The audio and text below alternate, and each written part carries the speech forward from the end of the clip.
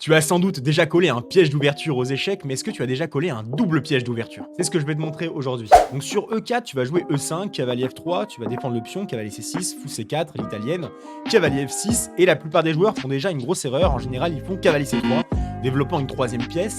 Et ici, tu as déjà cavalier prend E4, sacrifice, cavalier prend et D5, double attaque. Tu vas récupérer la pièce. Donc en général, fou prend D5, dame prend D5.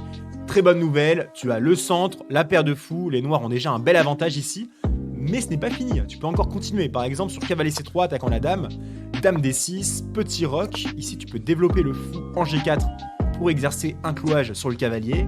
Les blancs vont faire H3 pour essayer de chasser le fou, et là tu ne vas pas bouger ce fou justement, tu vas rejouer H5 pour garder l'attention, tu ne vas pas bouger d'un poil ici. Et si les blancs prennent ton fou, et bien là c'est l'hécatombe. Après pion prend G4, si le cavalier bouge par exemple, je sais pas, en E1 par exemple, allez, dame H6, menace dame H1 échec et mat, dame H2 échec et mat. Par exemple, je te fais F4 pour essayer de m'enfuir, tu vas faire G3. Et là c'est mat imparable, par exemple cavalier F3, dame H1, échec et mat, sharp.